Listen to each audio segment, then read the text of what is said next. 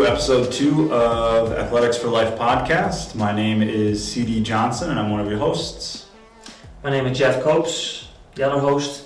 So since the last podcast, the school year started, we've been able to start trainings. We were, yeah. We met as a group of ADs since the last podcast and started to schedule that, but since then we ran into some difficulties and This year with coronavirus is going to be interesting, I think. Yeah, and it's been great to have the kids back into the gyms and play in a safe way, of course. But the kids really respond well to it, and they just needed it to be back together, to play some volleyball, and just to get back into the normal groove of things. So that's been good. Yeah, definitely. That's been kind of the one safe haven is the sports hall. Yeah. You know, just getting the kids in there and okay, it's time to play some volleyball. Giving them that opportunity to just release a little bit. And had you had that, see, when they're playing volleyball, they seem to forget everything, and then they come to me like, "Are we traveling? Are we going to tournaments?" And I cannot give them any answers yet. But yeah. It's good that they forget all that stuff a little bit. That's good. I just kind of held my tongue some on when are the games going to be, what are the tournaments, and just you'll find out sooner or later. And so that's kind of for us to do behind the scenes to make sure that all gets organized well. I did change a lot of the approaches this year, where we normally, the season starts, you have all these normal routines, and now we don't have those routines. So I tried to make sure extra that they understand what sports are all about, and it seemed that they react really well to it. Actually, the kids are just happy to be back and play and have fun.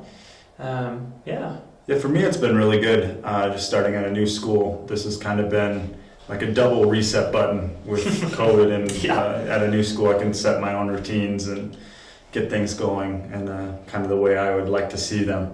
So it's been a good start to the year so far, and hopefully things just continue to get smoothed out as the year progresses. Yeah, what's your goal for this year? What would you like to see at the end of the year? Just one tournament or just... By the end of the year, ideally we would have our 3 tournaments: volleyball, basketball, football. Locally, yeah? Locally, yeah. Just the local tournaments. And I'd be able to field a team for each. From my understanding at the school I'm at now, they've struggled to always have a team. I know sometimes they might have a couple girls playing with the boys or vice versa, just to have that full squad. And so my goal is to have that full team for each sport, under 19 boys, girls, under 15 boys, girls, and just really start to build an athletics program kind of based on all the things that we're talking about. Yeah, we try to get things back to normal, but we try to implement live streams and COVID protocols, and we've been working really well with the other ADs to get that done. We just have to wait for the green light that we can get started. Yeah. But in the meantime, we're interviewing some guests. We're continuing with our show. Yeah, and we're going to talk to the executive director of ACAMIS today, Mr. Tom Ulmet. And ACAMIS is the Association of Chinese and Mongolian International Schools. We also have schools from Hong Kong, Taiwan, Macau. Over 70 schools are involved. And ACAMIS is always a highlight. Now, you've worked at the American schools. They were part of ACAMIS. The kids travel for tournaments, and they can travel for all other stuff, for arts and for music. There's loads of stuff going on. Robotics competitions. And that's all been cancelled for the last months. So it's always a highlight for our kids to travel to China. Some of our kids have never been in an airplane before, and then they go to China to play sports. How cool is that? I wish I had that when I was young, but lucky kids. So Tom was so free to and so generous to be in our podcast today. Yeah. So we're going to talk to Mr. Ulmet, and Yeah. He's you've met him before. I haven't actually had a chance to speak with him, so it's going to be nice to just hear from one of the leaders of ACAMIS, this tournament that we've been a part of for so long. Yeah, I met him last time in Nanjing in November end of October for the volleyball tournament, not knowing that will be the last volleyball tournament we had for a long time. So it's a 14-hour time difference with Tom. So I hope he's still awake. Yeah, for sure. All right. Hey, Tom. Just for anyone watching at home, this is Tom Ulmet. He is the executive director with ACAMIS. You've been with ACAMIS quite a while, right, Tom? Yes, I I joined ACAMIS when I was working with YCIS in Shanghai in 2002. Oh, wow. And then after a while, I became a board member, and now this is since 2014. I've been executive director. Oh, wow. That's awesome. Yeah, just quick introductions, because I don't think we've met. You might have met Jeff. He had mentioned you were at one of the tournaments. I'm C.D. Johnson. I was at ASU, the American School of Ulaanbaatar, for 7 years, and now I'm at the British School. And so I've been around ACAMIS for quite a while, and then been to a few tournaments, the leadership conferences. And so, yeah, it's good to finally get to meet you and kind of talk and hear some of your perspective about ACAMIS and what ACAMIS is trying to do, how it reaches its goals, and then hopefully get some insights for us as we have some professional development that we're trying to do here as well. Yeah, and Tom, we met the last time we did see each other in Nanjing. Exactly, last time was November in Nanjing, and before I worked at the International School of Ulaanbaatar, I was at Yuloi in Zhangjiang. So I've been in ACAMIS for the last 7 years too. And we hope to see you again soon, Tom, in face-to-face in real life. I guess you do. You've been virtual prisoners up there, haven't you? Pretty much, yeah. This border's slowly opening, but yeah, slowly. Yeah, bit by bit. And it's been a very interesting time for us because it's been almost a normal here because the borders were locked up. It's been interesting for us, but we're happy that we're getting back into the routines a little bit. We've been starting practicing with our kids. Yeah. We have not officially been given the green light to play interscholastic, but yeah, we try to make things happen for our kids here and to get back to a normal routine. So let's hope, fingers crossed. Yeah. Very good. Well, I know your director at UISB very well, and I believe his daughter was in the tournament last year on the volleyball team. Yes, she was. Yes, she was. He was the captain of the volleyball team, and his son will take that over hopefully soon. So we're working on that. Yes, and I recall she went on now to university, didn't she? Yeah, she moved to Toronto, and she's doing really well. Yes. Very good. Just talk a little bit about our podcast. What we want to try to do. So Jeff and I, this will be episode 2 of our podcast, Athletics for Life, and essentially what we're trying to do is grow sports culture here in Mongolia. There are a lot of high quality sports here, but we're trying to come at it more from like an educational based athletics philosophy, where the kids are learning lessons through sports. It's not just training to win, to train to win. It's all the things that come along with sports, and then also trying to connect the dots between parents, athletes, coaches, and just try to build a strong foundation here in Mongolia and slowly spread outwards. Similar to what ACAMIS does with a lot of the PD that it offers through leadership training or even some non-sports related things. But just looking at the ACAMIS website and its mission and being involved in ACAMIS tournaments, you can tell it's not just about that trophy, right? It's not just about winning the tournament. There's a lot more that comes with those tournaments. And so that's kind of what we're trying to do here, is just be that sounding board for education-based athletics and growing sport. That's great. I had 2 children who competed in ACAMIS sports, 3 sports each, I believe. And so I've attended many ACAMIS events and have enjoyed them all. It's amazing to see these tournaments in place and knowing all the effort that goes into organizing a tournament. I'm really grateful to the host schools and the ADs who were able to do all that work and put it on. So Tom, if ACAMIS started as an athletics-based organization, but it grew into so much more. How did that come about? What was the steps you guys took in that? Well, we have a really enlightened board of directors, and I've had the privilege of working with this particular board for 5 years now. And they set the vision for the organization.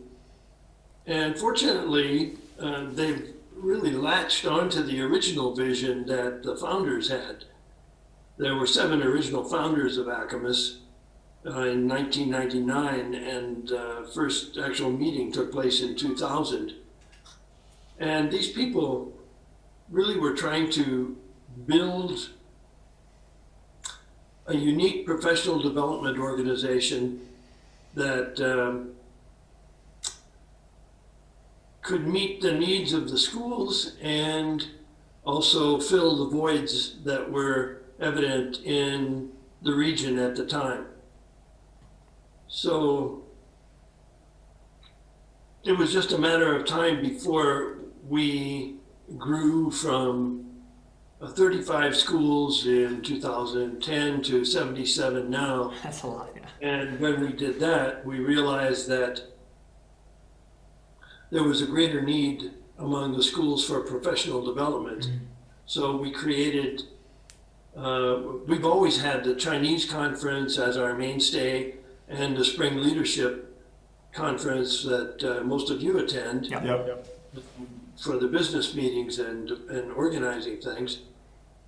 But we've also added about 20 workshops through PD Academia. They tend to focus on events for support staff and auxiliary services that are vital to maintaining the operations of the schools.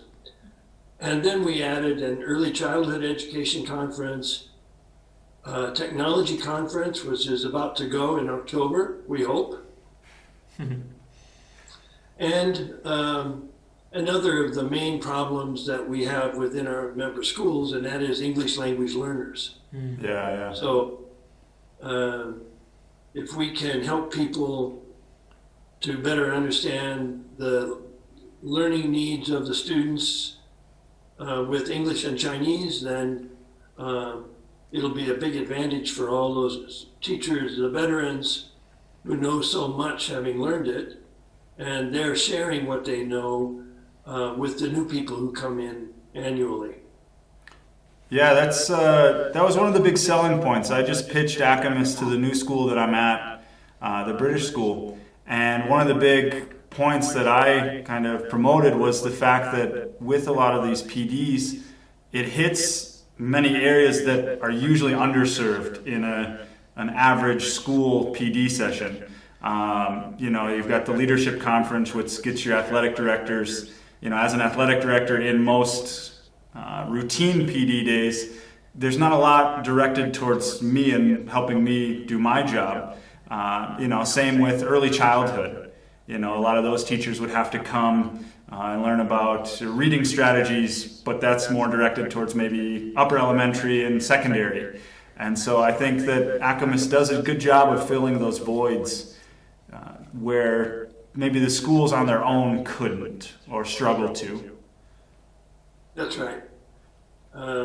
As an organization, as a group, we can really do much more. Now, part of the key to this is getting good people involved. Mm-hmm. And the board really bought into the idea of conference planning committees very early on.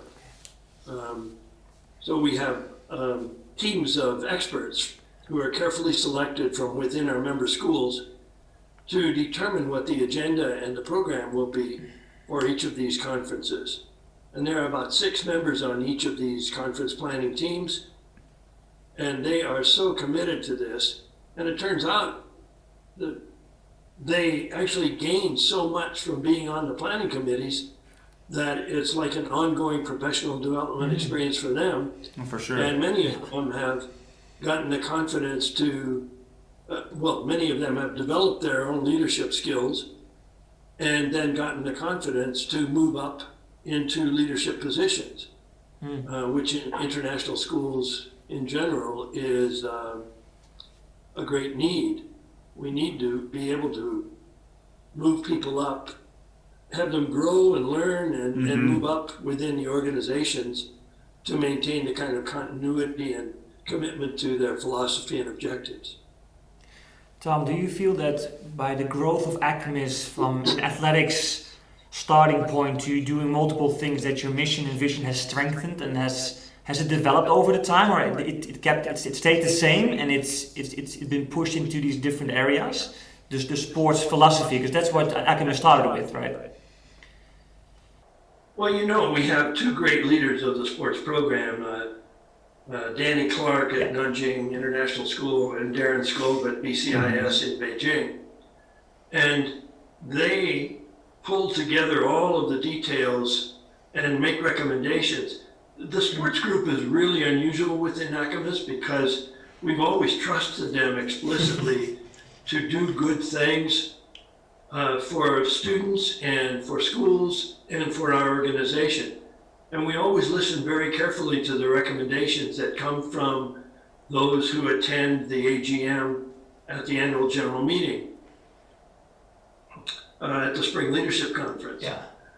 And Danny and I particularly, and Darren most recently, have gone back a long way, and they are always trying to find ways to make improvements. And for example, at one point we offered only the core sports, volleyball, basketball, and football, soccer. Mm-hmm. But now we have a total of 14 sports in ACAMIS. I mean, that's just incredible. And I have looked all around the world at other professional development organizations or professional organizations, I should say, membership organizations like ours, and there's no one else that does what we do. And part of the reason is that it's so complicated. Takes time, right? It takes time to grow something that's worthwhile. Indeed, but it's also crossing borders that are normally not crossable easily. And the political dimensions are enormous as well when you figure just the transportation difficulties of getting to and from Mongolia. Yeah, or vice versa. We got to go to China 3 times a year, so getting those visas is sometimes a hassle. Yes, I know, and standing in line for 5 hours at a time in minus 20 temperatures is not a very pleasant task. So we have great admiration for what you guys are doing up there and the commitment that you have to it. But I think in time, and perhaps not too much time, when the new airport opens and there are additional flights going in and out, that will become easier. You'll be able to transport to other points other than directly having to go through Beijing each time and doing overnights. And I think the travel part will become much easier. And not only that, but it will be easier for other division members to go into Mongolia. Mm-hmm. For sure. Yeah, because ACAMIS is still the Association of Mongolia and Chinese International Schools, so that Mongolia part needs to be represented. Yeah, exactly, right. Tom, guys very skillfully put Mongolia in ahead of China. Amicus. Just change it to amicus there, yes. Yeah. Well done. Tom, I'm curious, you said you had a couple kids go through sports and they played multiple sports. From a parent's perspective, what did you see your kids gain from not only ACAMIS tournaments, but just sports in general? Well, I think a good starting point there is that I was deeply involved in sports through my school life, and my wife was as well. My wife is from Japan. Our kids are trilingual now actually, Chinese, Japanese, and English. Sometimes I think they're equally improficient in all 3 languages. So. But our love of sports introduced them to the fundamentals of sports at a very early age, and they had changed schools several times during my working career, which wasn't always easy. Do you have children? Yeah, I have 2 little girls, 2 years old and about 6 months old. Right. Well, then you will, when they start entering primary school and moving up the ladder, you will realize that being the child of a faculty member is not an easy thing to do. You end up having, if you have 60 teachers in a school, you have 60 additional parents. And everybody's watching you all the time. So I think that was the hardest thing that my children had to cope with. And so sports was a real release from that, because they could just let everything else go, forget everything else, and have a good time. If you clear their minds, you have a good time. For sure. But ultimately what they gained from it was a camaraderie, teamwork, character building. There were so many issues that they had to sort out when trying to follow rules and be a good teammate and For sure. support fellow students who get into difficulties from time to time. And so the growth experience is really tremendous for anyone who participates in sports. From an ACAMIS viewpoint, as we were in Shanghai, there is a wide range of sports opportunities that exist there already, and primary school competition program called CISSA, and then as they grow into secondary school, it's SSIA. And they participated in those 2 ongoing things during the year. But I was always amazed that even though they had a Shanghai local sports tournament, their focus and their aim was on ACAMIS. They could not wait to go to an ACAMIS tournament. Yeah. They couldn't wait to interact with the other teams and kids that they met at previous tournaments. And when you go to an ACAMIS tournament and you hear the cheering and the way that everybody treats each other so much with respect, and they're cheering just as loud for the teams that don't do as well, the sportsmanship in these kinds of tournaments is just fantastic. It's unparalleled, really. And everyone comes away feeling good and wanting to go back again. Yeah, it was definitely the pinnacle of our sports season at ASU. It was something the kids really looked forward to,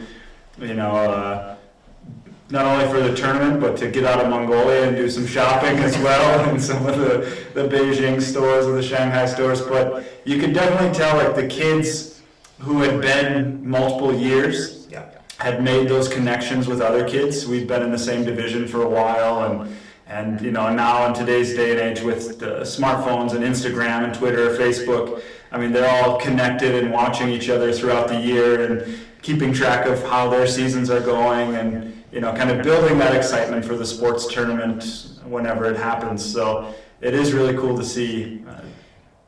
Yeah, and it's especially those kids who play multiple sports. They see their friends multiple times a year. And it's those one sport athletes who actually go for that tournament. And these kids who go multiple times. So that's why we try to push in multiple sport participation, right? To play the whole year different sports, and it's lovely to see. And when the kids came back September 1st, Tom, the first thing they asked me, the players, like, do we go to Hong Kong in November? I'm like, I'm not sure. So that's what they want. That's all they care about. It's lovely to see. Yes, well, Bill Elman is one of our board directors, and he and I are talking about, or we'll be exploring different ways that we can have student involvement in Mongolia, adding on an enrichment day or two. Yeah. If you take all the time to spend the money and invest the time in the travel to get there, my feeling is that they should be able to learn something about the country and have one of the unique Mongolian experiences, whether it's staying in the yurt or seeing the eagles or Mm-hmm. going up the gigantic statue of Genghis, yeah. yeah, that there's a lot to be gained. Yeah, exactly. Some additional involvement in Mongolia. We did it 2 years ago. We went to Macau, and there's only flights to Hong Kong on certain days, so we had to go early. And we spent a day, which was hosted by Bing Han from TIS in Macau. And the kids still remember that trip, not about the results or the wins or whatever, but they saw Macau. Some of these kids have never been overseas before, so yeah, it's the experience that we value, and yeah. Oh, you're right, and that brings me to another point. Many of our members in China are schools for children of foreign nationals, so they do not have local students enrolled in them. But in Mongolia, of course, there is no such category, so you have a lot of local students, and it would be an eye-opening experience for them to be able to get out and see other parts of the world. Tom, with all the things going on in the world right now, how do you see the next 2-3 years for ACAMIS, especially on the sports side of it? What are your wishes, your hopes? Well, you're asking this right at the poignant moment. I know, sorry. Things that are going on, and the world is a different place than it was 10 years ago, economically, politically, and health-wise now.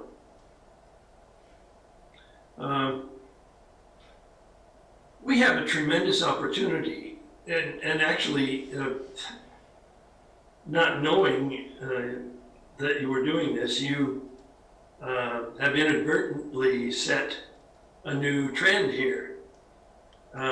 So we're going to be converting our technology conference through the use of technology to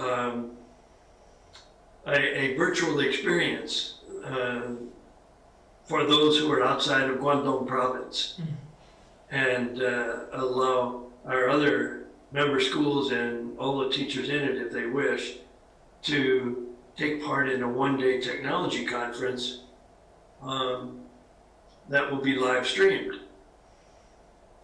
And our keynote speaker is Rushton Hurley from the United States, who is one of the top technology gurus in the world.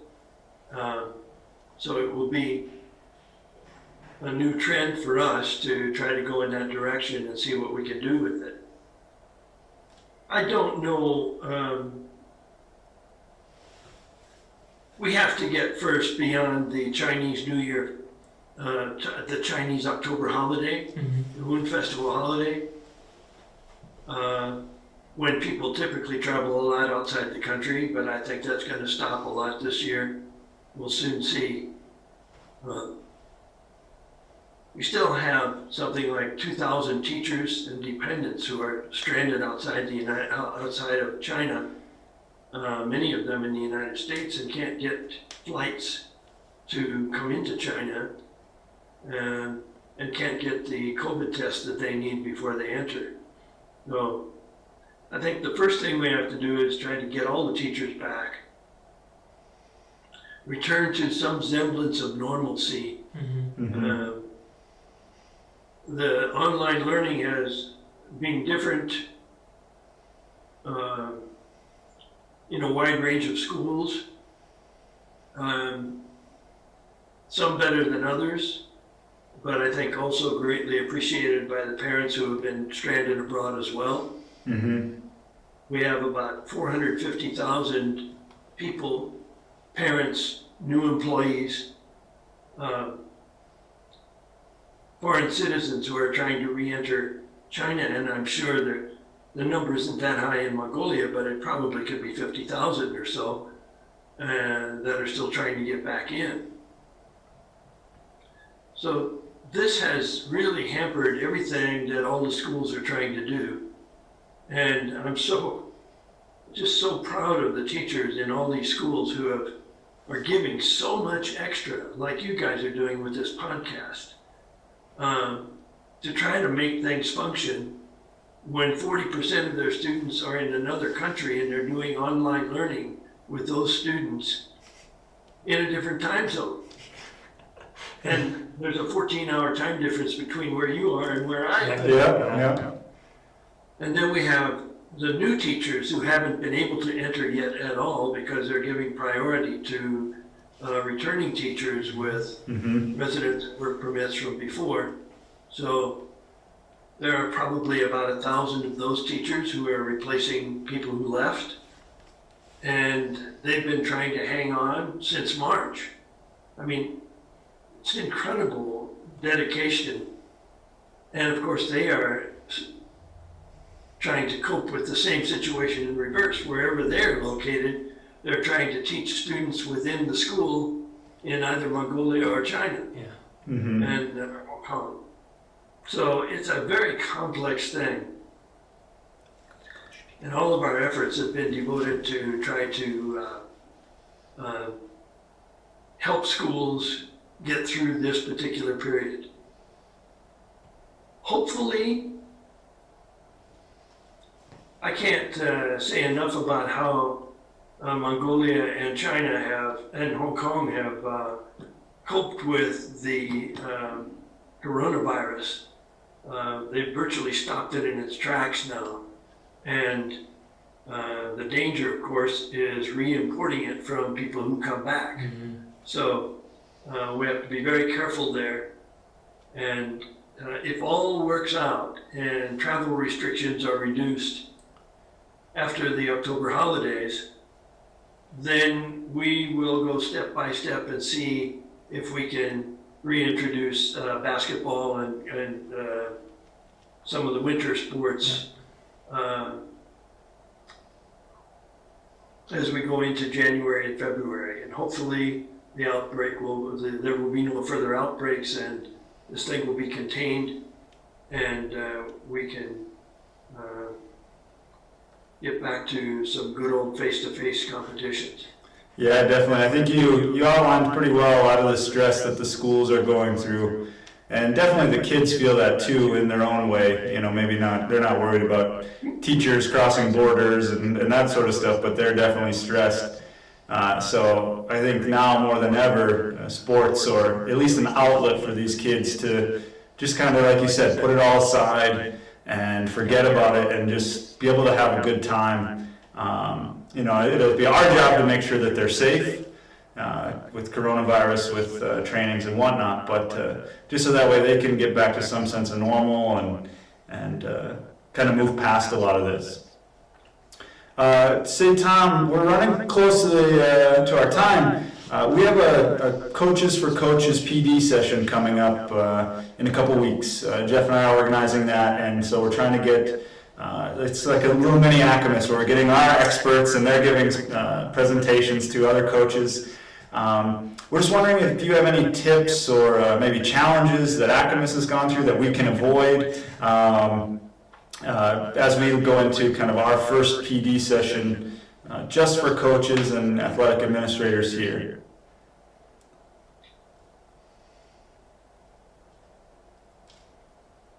Well, I'm very glad to hear that you're taking that kind of initiative. I think that's a good thing. I hope you'll keep Danny and Darren informed if they're involved in some way. I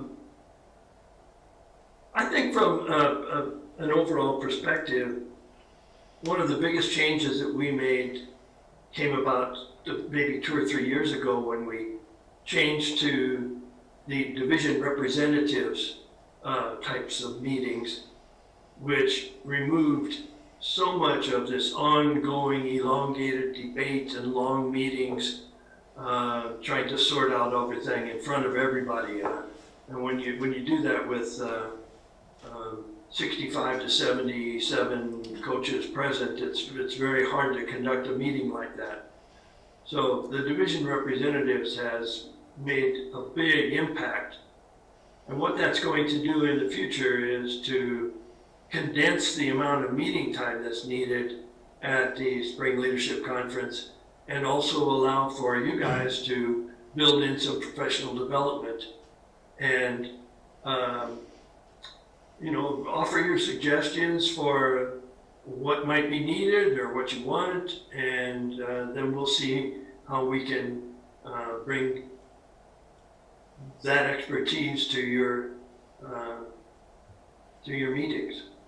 Yeah, so we try to slowly get that educational-based philosophy into the wider Mongolian community, because the difference between the international schools and the club system here is 180 degrees different. So we learned that you got to start small and you got to get people together. So we have 30 coaches, PE teachers, ADs coming together. We have 12 workshops from ACL till injury prevention, till child protection in athletics, till professional development. So we have a wide variety, and we hope to grow that. But it starts with a few people getting together, and then we hope that it goes out a little bit, and to hopefully maybe get some more ACAMIS schools involved too, than only Mongolian schools. So.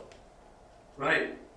And if some of these things are done virtually, it certainly would be possible. Yeah. That's the big trend now. Yeah. I keep hearing two types of comments. Can you do something for us online? And please don't do anything more online. We're all zoomed out. Yeah.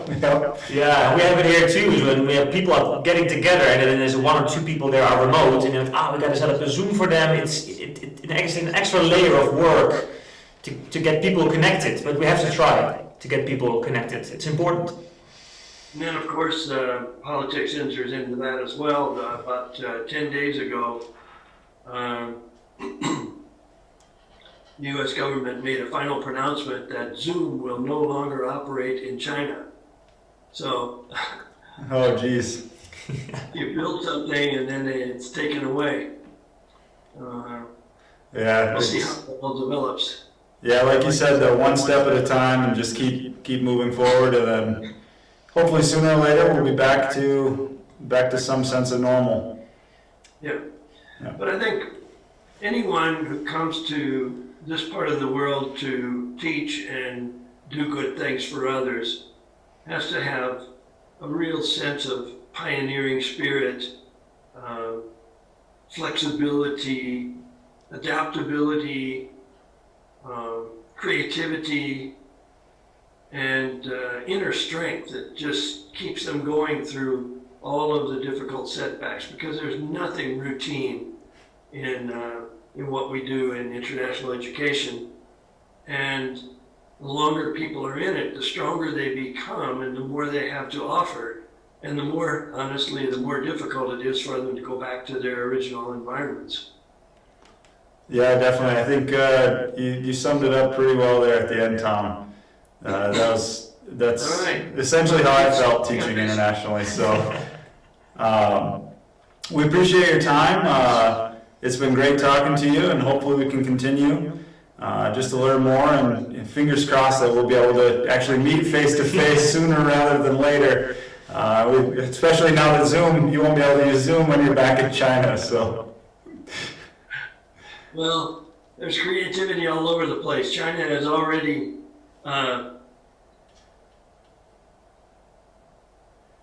created their own version of it, Yeah. which they now call Zomo. So There we go. Perfect.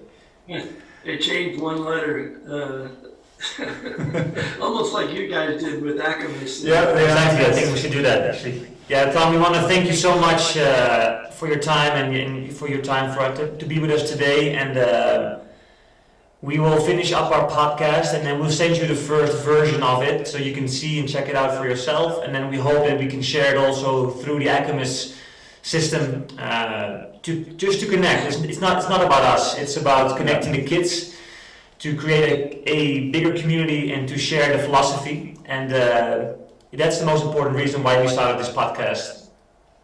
Well, I think it's a great idea. Connecting is what we should all be about. We have so many different types of schools, but so many things in common that we need to build on.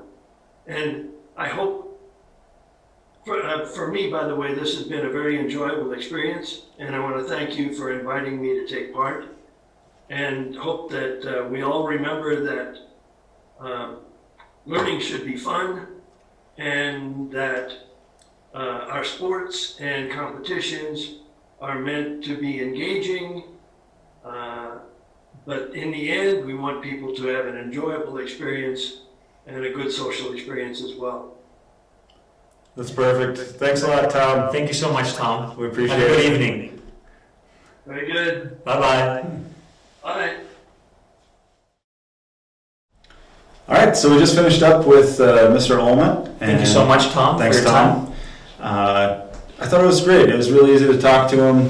He gave us some insights, definitely give us just a nice picture of what ACAMIS is all about. Yep. And, we've been able to experience that, but I think he put it into words really well. Yeah, exactly. And especially the part where he talks about making these tournaments, the sports tournaments, valuable for the kids. Not only the sports, but as for us, we go to a different country, right? Mhm. And making it valuable for the kids when they travel, that they get something out of it. That's not only sports related, but just holistically for the kids. That they can remember 10 years down the line, right? Yeah, I was pretty bummed this last year. We were going to host the basketball tournament. Yeah. And so we had 5 schools, all very eager to come to Mongolia. We had organized a cultural day before the tournaments even began to get them out to the countryside in the freezing cold of February in Mongolia. But they were going to go out, see the Chinggis statue, have some Mongolian-ish food, and just get to kind of experience, like Tom said, some of those unique Mongolian experiences because, for us, we get to go to China and it's new for a lot of our kids that maybe have never hopped on a plane. But even some of the really well-traveled expat kids and some of the schools that we go to, chances are they haven't been to Mongolia, and it's such a unique place that we're in. And so I was really excited to share that with the other schools, the other coaches, ADs, students, and pretty bummed when we ultimately had to cancel it and call it off. But hopefully down the line, as things go back to normal, students will have that opportunity again in the future if Mongolia gets to host, or when Mongolia gets to host a tournament. Yeah, and I think for us as ADs, right, that the whole sports part of it, we have that under control. Yep. What can we offer extra to the kids that are coming over? And I was just saying with the talk with Mr. Ulmet about when we went to Macau, about how the kids engage in all these little cultural things and that they got so much out of it. So the sports were almost not as important anymore. We went to Macau. How cool was that? And we went there and we saw this. So that's something we can look into in the future. Yeah, it's sometimes even you almost have to reel them back in to make sports so important. Like, guys, it's not all about shopping at McDonald's. We have a tournament to go to.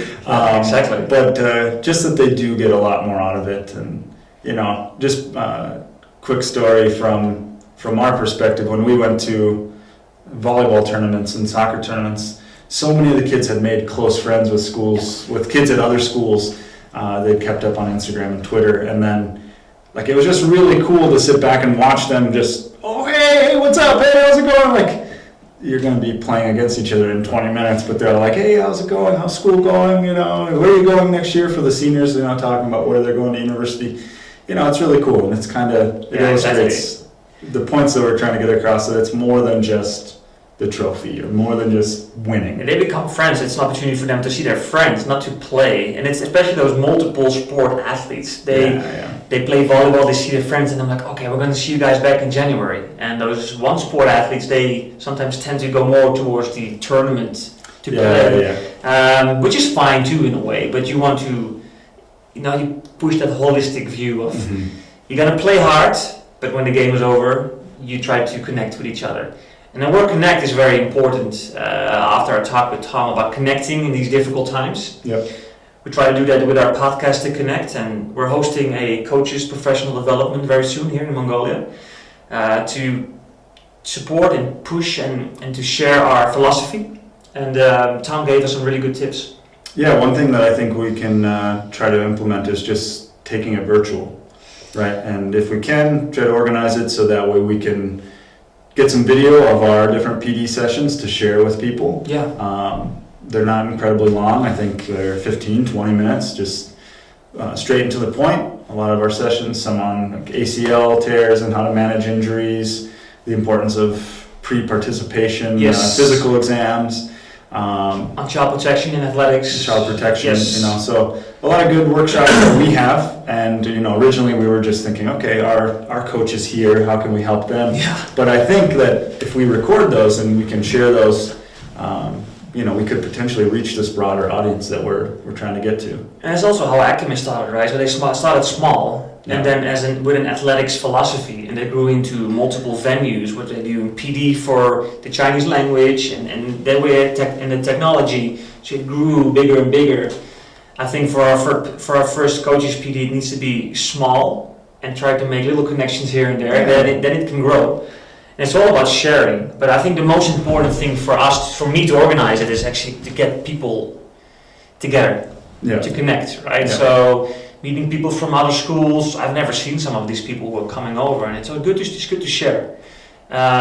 So we try to ask everyone do you want to do a workshop, and it's not that they're scared of it, but just try to share something that you want to share with the other people that could help them and help our kids. And one of the benefits of being at an international school is you're working with colleagues who have taught all over the world. Yeah, true. I've only been in Mongolia other than the United States, but I have colleagues who've taught in China, in the Middle East, in Africa, in South America, and so it's a lot of different perspectives, right? And it might not even be something that they've done, but it might be something that their coworker at this other school did, and they really thought that went well, and so they reached out to them, got their info, and now they're sharing it with us. Right.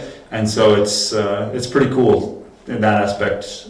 One of the perks of being at this international school in this international setting. Yeah. And then when you multiply that by, BSU, ASU, ISU, all of our schools that are coming together, that's, I would be surprised if there were many countries that we haven't had somebody teach at or don't have some connection with. So for me, that's cool. And Tom was talking about his support, the support from the board. Yeah. So I think for our coaches PD is that you have to have the support from your administration to organize that. So talk with them about the philosophy and get a good structure behind you to organize that, which makes our life so much easier. Yeah. So that's very important. Yeah, for sure. So with that, for us, we've got our Coaches for Coaches PD session coming up. If all goes according to plan, we'll be able to share that with you, the viewers, the listeners. So if you're interested, you can check that out on any of our sessions. We're planning to have 12 sessions that we offer our coaches. So again, fingers crossed that we'll be able to share those 12 sessions with you. Challenge for us, but it's challenge accepted. Yeah. And then, in the future, we're trying to get some good guests on, both with ties in Mongolia and internationally. We've got some ideas for future shows coming up.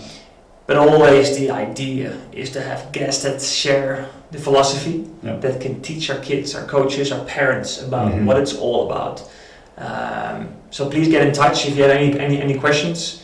Go to our YouTube page, and thank you for watching. Thanks for watching, and we'll see you next time. Bye-bye.